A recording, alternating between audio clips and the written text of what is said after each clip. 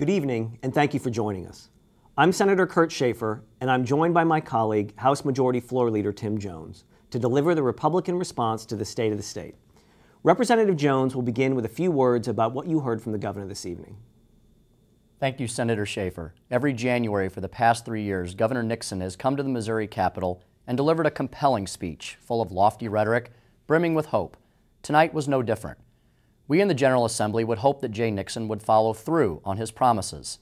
But if the past is any indication, his leadership will stop once the cameras are turned off and the reality of life continues. We have witnessed this every year. Governor Nixon talks about creating jobs, but Missouri has fallen behind on his watch. He talks about standing up for Missourians, but he silently supports his party when they ram Obamacare and destructive cap-and-trade proposals through Congress. And he remains silent when his state tax commission once again decides to raise taxes on Missouri's farmers to the tune of millions of dollars a year.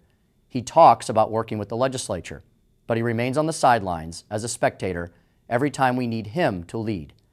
At a time when our economy is stagnating and the unemployment rate remains unacceptably high, Missourians deserve far better. Tonight, 250,000 Missourians cannot find a job. Many more are underemployed, and countless others struggle to make ends meet. Employers are fleeing Missouri to states like Kansas and Tennessee, taking jobs and precious revenue with them. This should strengthen our resolve to keep jobs here. But when one company moved to Kansas just last year, Jay Nixon's economic development director shrugged his shoulders. A true leader fights for every job, every time. Instead, we have a governor who gambles state money on risky projects without vetting them first. In 2010, the governor called a press conference to announce more than $17 million of your taxpayer money for a now infamous company called Mamtech in Moberly.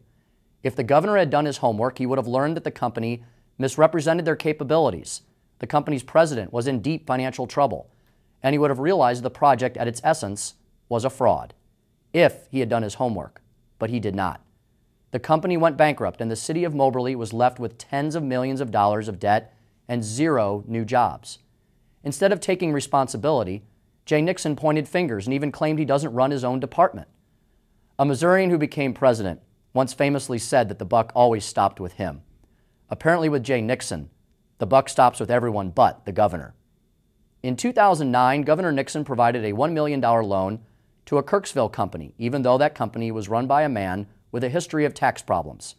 He again didn't do his homework. The company defaulted, and taxpayers still haven't been repaid. And in 2010, Nixon promised $2 million to a Cape Girardeau company run by a man on probation for financial fraud. The governor didn't do his homework. Missourians deserve better. You see, Governor Nixon, it's not enough to fly around the state on the taxpayer dime and promise jobs. You need to make sure those jobs are actually created. Just like it's not enough to make one lofty speech every year, you need to have an agenda, follow through on that agenda, and seriously address the issues that are facing our state. If you are willing to lead, the people's elected representatives are eager to work with you to create the environment necessary for businesses to create jobs, to balance the budget without new job-killing taxes, to improve our schools, and to protect Missouri values. In December, Republicans in the State House released our Blueprint for Missouri to accomplish just that. We are committed to creating a stable business climate that allows employers to grow, expand, and create good-paying jobs. We are determined to reset the priorities of government so it serves the taxpayers first. We plan to improve the education of our children, especially those in failing schools. And we will continue protecting the sanctity of life and our Second Amendment rights. Missourians are a proud, determined, independent people. We want to work. We want to provide for our families, and we want to restore our state to greatness. Accomplishing greatness requires boldness, vision, and courage in our leaders. We invite Governor Nixon to join us in our vision and in our determination to reach our goals of making Missouri the jewel of the heartland. Now, Senate Appropriations Chairman Kurt Schaefer will discuss Missouri's budget situation. Thank you, Representative Jones. Over the next several months, the General Assembly will review the governor's proposed budget and make decisions regarding scarce taxpayer resources during one of the most challenging fiscal years in Missouri's history.